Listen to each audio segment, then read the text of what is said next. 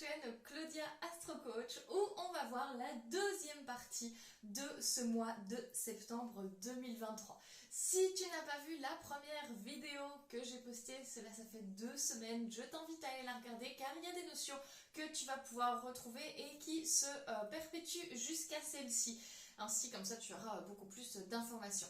Je t'invite pour ne absolument rien rater de tout le contenu que je vais publier ces prochains mois sur cette chaîne, à t'abonner et à mettre la petite cloche pour les notifications. Sur ce bête de parole, on va démarrer cette nouvelle vidéo et c'est parti! Dans la vidéo précédente, on s'était arrêté justement à Mercure rétrograde. C'était une information hyper importante pour ce qui s'en vient, qui n'est que la nouvelle lune en Vierge qui va se passer le 15 septembre. Du coup, je vais te noter tout ça ici. Donc, le 15 septembre, nouvelle lune en Vierge du coup. Hop. Parfait. La nouvelle lune en Vierge, l'information forcément principale d'une nouvelle lune, qu'est-ce que c'est? Le phénomène astrologique qui détermine que ce soit une nouvelle ou pleine lune, c'est si la lune est en conjonction ou en opposition au soleil. Qu'est-ce que ça veut dire? Ça veut dire que dans ce cas-ci, le soleil se trouve juste à côté de la lune et forme du coup une conjonction. Hop, conjonction. Voilà, donc elles sont proches l'une de l'autre et ça démarre un nouveau cycle. Dans ce cas-ci, la nouvelle lune en Vierge va démarrer un nouveau cycle de 6 mois qui se terminera le 24-25 février prochain, donc de l'année 2024, en Vierge également. Donc, ce qu'il faut ici savoir et ce qui est important à savoir, et là je vais te demander de te référer à la première vidéo, donc si tu ne l'as pas vue, je vais te demander d'aller checker pour pas devoir me répéter parce que j'ai plein de choses à vous dire aujourd'hui. Forcément, ça va nous parler des énergies de la Vierge. Qu'est-ce que c'est les énergies de la Vierge? Tu le retrouveras dans la première vidéo où j'ai initié la vidéo avec la saison de la Vierge, je t'en parle.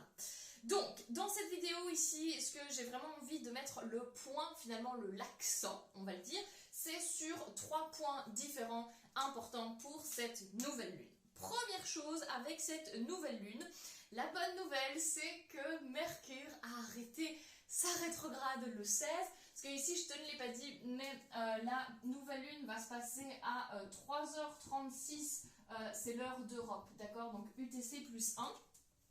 Information à bien sûr savoir si tu regardes ça depuis peut-être un autre continent. Information importante pour cette nouvelle lune, c'est du coup Mercure qui arrête sa rétrograde le lendemain. Qu'est-ce que ça va venir nous apporter? Clairement, il y a ce truc où je te l'avais un peu introduit dans la vidéo précédente. Une nouvelle lune en Vierge avec un Mercure rétrograde dans son signe et le fait que ce soit sa planète, c'est un peu mince, qu'est-ce que c'est? Est-ce que les intentions que je vais pouvoir poser vont être bien? Je vais pouvoir vraiment mettre des choses en place? Tu vas pouvoir mettre des choses en place, mais à silence jusqu'au 16. C'est-à-dire que là, tu peux commencer à y penser, d'accord? À partir du moment où cette vidéo sort, je t'invite vraiment à penser à justement cette nouvelles habitudes que tu vas pouvoir mettre en place, les nouvelles choses que tu peux faire pour ton bien-être mental et physique, d'accord?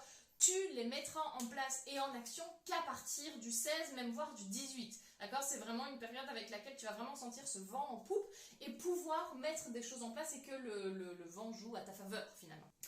La deuxième chose importante à savoir sur cette nouvelle lune, c'est forcément un des aspects qui va y avoir et qui va clairement être la clé de cette nouvelle lune. Il s'agit du trigone entre le soleil et Uranus. Alors, un trigone. Nous allons du coup avoir le soleil en Vierge en trigone avec Uranus qui rétrograde en taureau. C'est une information hyper importante et symbolique du coup de cette nouvelle lune. Pourquoi? Parce que déjà, Uranus est une planète lente, d'accord? Donc, à partir de cette année jusqu'à l'année prochaine, on va le connaître en taureau, mais ça n'arrivera plus clairement. Elle est tellement lente, d'accord, qu'on la retrouvera plus dans ce signe-là. Ce qui signifie qu'un trigone ne se reproduira pas de sitôt. Et par sitôt, la prochaine fois, certainement, on sera mort, toi et moi, d'accord? Donc, l'information ici importante, c'est vraiment qu'est-ce que ça représente en fait le fait que l'énergie de la Vierge est propulsée finalement par l'énergie qu'il y a en taureau. Cette énergie va nous demander de nous réinventer, d'accord, d'innover de nouvelles choses. Il y a ce truc avec toutes ces planètes en rétrograde, comme tu le sais, comme je t'ai déjà introduit dans la vidéo précédente, il y a vraiment ce truc où là, c'est vraiment favorable à ce que tu trouves enfin la solution, que tu aies enfin la clarté nécessaire à avancer, à mettre tes projets en place. De nouveau, ici, je te parle vraiment de la nouvelle lune en Vierge. Donc, il y a vraiment cette idée de, dans tes intentions que tu vas pouvoir mettre, dans tes intentions que tu vas pouvoir mettre en place, quelle est cette chose, quelle est cette solution un peu miracle, cet éclair de génie qui va venir te frapper, qui va t'offrir finalement cette possibilité de trouver un autre, qui va te frayer peut-être un chemin vers une autre solution, qui va te permettre d'être inventif vis-à-vis de quelque chose que tu voulais développer. On parle vraiment de ça, d'accord? Donc il y a vraiment cette aide-là qu'il ne faut pas lésiner, d'accord? J'insiste vraiment sur ce point parce que ça va vraiment être hyper important et hyper significatif de cette nouvelle lune. Donc il est possible aussi que comme tu as eu envie de mettre des changements en place, par exemple, moi j'ai eu clairement cet été cette initiative et cette ambition de créer ma première plateforme d'astrologie où on retrouve absolument tout sur l'astrologie via différents programmes. Est-ce que justement pour pouvoir créer un espace-membre, pour pouvoir faire un site web à travers ça et pour pouvoir faire une plateforme beaucoup plus friendly et accessible, est-ce que l'idée va pas me venir à ce moment-là? D'accord? On parle vraiment de ce genre de choses, vraiment de solutions, de un peu l'éclair de génie, d'accord? Le troisième élément et événement de cette nouvelle lune en Vierge, c'est qu'elle va enclencher la saison des éclipses. Ça va vraiment être important pour moi, tout est important, sache-le. Mais il y a vraiment cette idée où la saison des éclipses, c'est-à-dire qu'elle est liée forcément aux nouvelles et pleines lunes qui vont arriver le mois prochain, donc au mois d'octobre, ok? Donc on va avoir du coup, je l'ai noté, donc l'éclipse solaire le 14 octobre en Balance, et puis on aura l'éclipse lunaire en Taureau le 28 octobre, d'accord, qui va être avec la pleine lune. Je te propose de mettre en commentaire le mot éclipse si tu veux vraiment une vidéo à rien que sur ce thème-là, parce que c'est vraiment hyper intéressant, on parle des nœuds lunaires, etc. Donc mets-moi en commentaire éclipse pour que je fasse une vidéo rien que sur ça. Ok, donc ça c'était vraiment pour la nouvelle lune qui va se passer en Vierge le 15 septembre. On continue avec les événements astrologiques qui vont s'en suivre. Nous avons d'abord le 18 septembre, je vais le noter, hop. J'espère que vous aimez comme ça quand je fais quand j'écris au tableau. Moi je trouve que c'est beaucoup plus... qu'on retient mieux, vous me direz. Ensuite, le 18 septembre, nous avons un aspect entre Vénus qui n'est plus dans sa rétrogradation en Lion, en carré à Jupiter qui lui a commencé sa rétrogradation en Taureau. Ça va venir nous apporter beaucoup de clarté et de chance, forcément. De chance par rapport à quoi? C'est vraiment important de mettre cette précision. Plus de chance par rapport à nos excès. Finalement, comprendre pourquoi à ce moment-là on a été plus excentrique, pourquoi est-ce qu'on voulait attirer l'attention sur nous à ce moment-là, est-ce que c'était nécessaire, pas nécessaire, d'accord, il y a vraiment tout ça. Ça peut aussi nous apporter cette sensation de ne plus se sentir coupable pour prendre soin de nous ou pour pouvoir nous offrir des choses. Je pense à mes amis entrepreneurs qui, peut-être que tu as surinvesti dans une formation et tu l'as pas tellement profité. Tu vois, tu n'as pas tellement été en profondeur dans les enseignements de celle-là et tu es en mode est-ce que c'était vraiment nécessaire? Est-ce que tu en avais vraiment besoin? Est-ce que ça faisait partie de tes valeurs ou c'était juste du pur marketing? Il faut savoir également que cet aspect-là s'est déjà produit 2 fois auparavant lorsque c'était Vénus qui était en rétrograde. Donc ça va vraiment venir fermer le cycle de toutes ces questions qu'on a pu se poser sur les excès, sur nos valeurs, est-ce que je mérite ça, est-ce que je suis méritant par rapport à ça, et arrêtez clairement de culpabiliser, ça va nous faire du bien.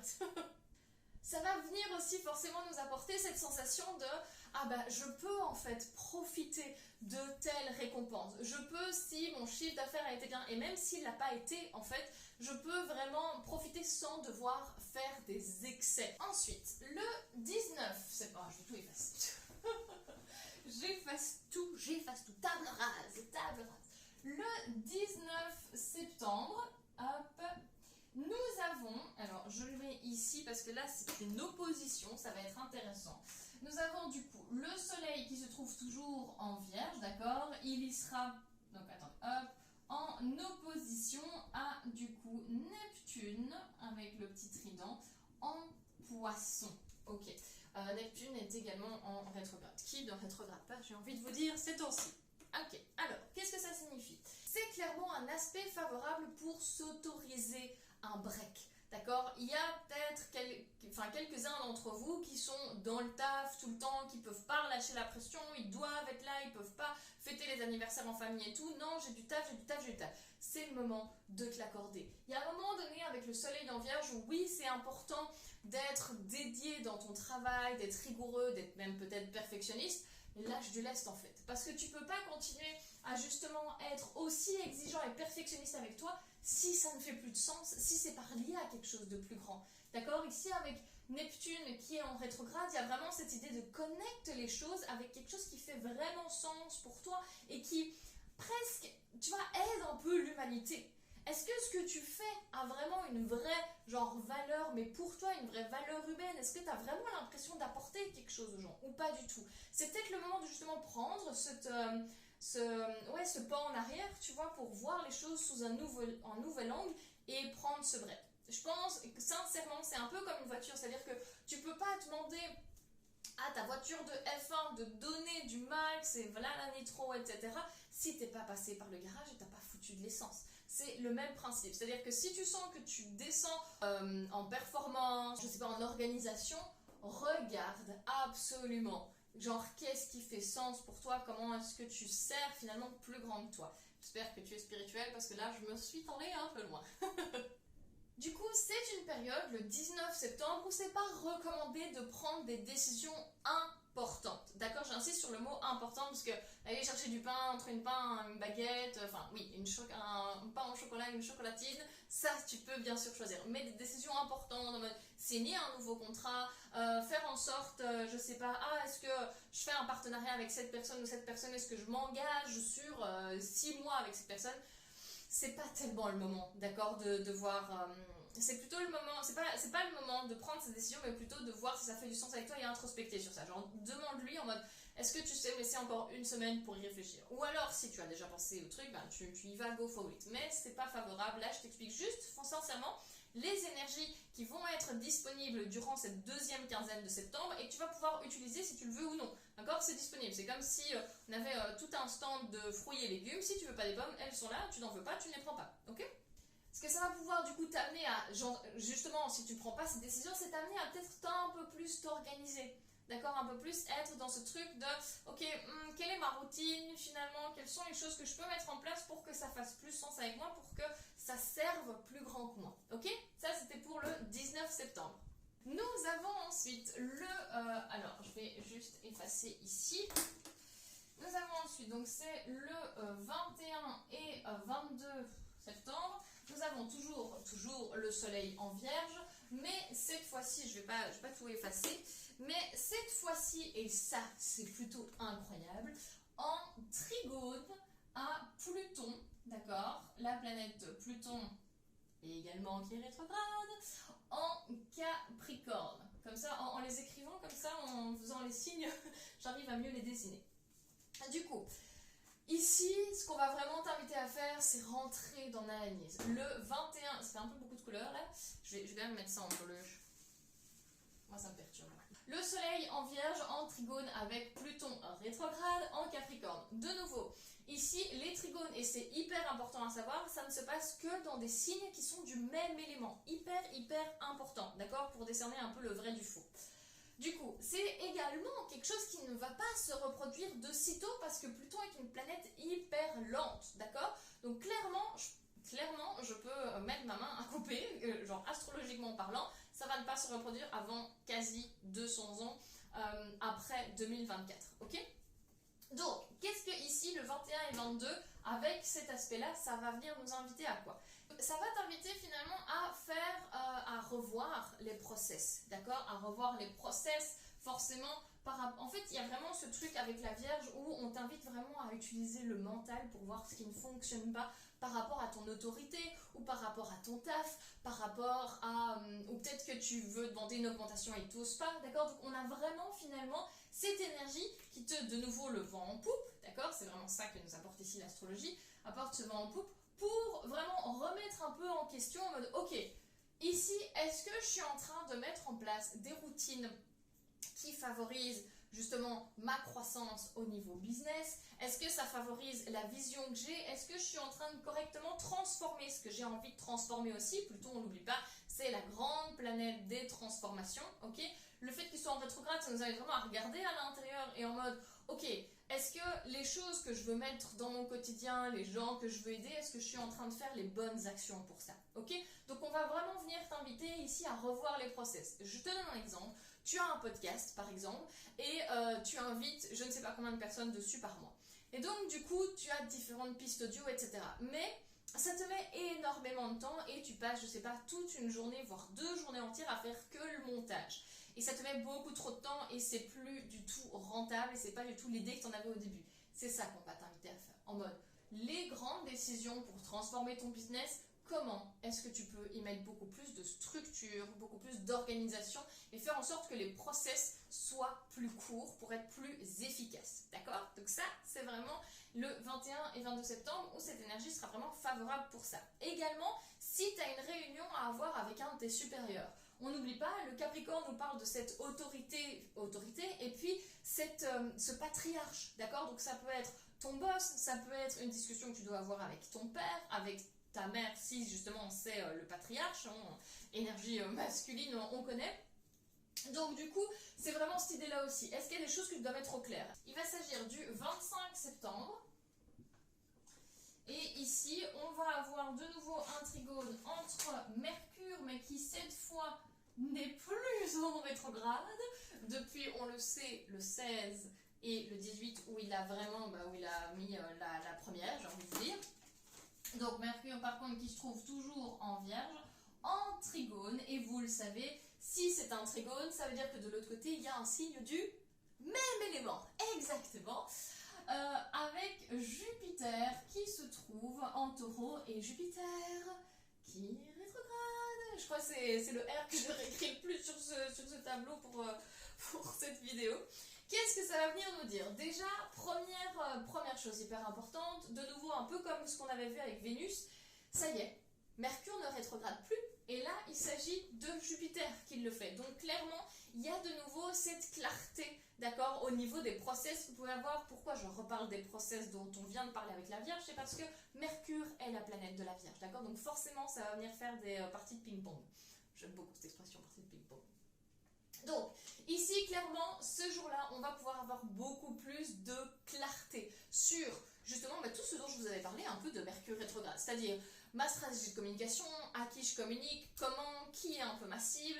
De nouveau, je suis très axée entrepreneur ici, mais ça peut être aussi à un niveau plus personnel. Je prends le taxi en fait tous les jours. Est-ce que c'est ok pour moi? Est-ce que je dois pas m'acheter un nouveau téléphone parce qu'en fait j'ai remis à je ne sais où. Enfin, j'ai postposé le fait d'acheter un nouveau téléphone, mais là en fait c'est mort. Il faut absolument que je le fasse. Donc vraiment, il y a toutes ces questions-là. Là, ça s'annonce chanceux en fait. Chaque fois qu'il y a Jupiter, les gars, chaque fois qu'il y a Jupiter, il y a vraiment cet élan de expansion, croissance, chance. Chance uniquement si tu as fait le taf avant. Et ce que j'entends par le taf, c'est vraiment est-ce que c'est aligné pour toi? Je vous le répète et je le dis énormément sur les réseaux par rapport à Jupiter, qui est la planète du... Yes, tu l'as deviné, Sagittaire. Il y a vraiment cette idée de il faut que les choses fassent sens pour toi si tu veux que ce soit aligné. Si tu fais les choses parce que la stratégie de contenu, j'ai vu une telle stratégie qui fonctionnait bien pour elle, tiens, cette personne-là a acheté tel téléphone et visiblement elle a une qualité incroyable et tout, c'est pas les bonnes raisons. D'accord? C'est pas les bonnes raisons. Est-ce que ça fait sens pour toi? Est-ce que ça fait partie de ta vision? Est-ce que tu veux vraiment le dernier iPhone parce que sa caméra est incroyable ou pas? D'accord? Mais il faut vraiment que ça ait un sens pour toi. Donc voilà, c'est ici que se termine du coup notre vidéo sur la deuxième partie de septembre. Je t'invite du coup à mettre en commentaire le mot éclipse si tu veux que je fasse une vidéo exclusivement sur les éclipses pour le mois prochain. Ça va être hyper intéressant parce qu'il y a tellement de choses qui rebond par rapport à ce qu'on a vu en août, par rapport à Vénus qu'on a revu là. Donc je pense que ça peut être un petit sujet croustillant. En plus, je pense que ça va parler aussi du karmique, donc j'espère lire vos éclipses en commentaire.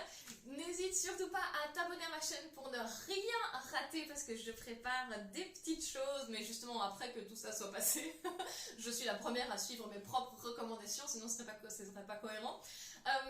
Donc abonne-toi à ma chaîne YouTube, mets la petite cloche et on se retrouve d'ici 2 semaines pour la nouvelle vidéo du mois d'octobre où on commencera avec la pleine lune en bélier.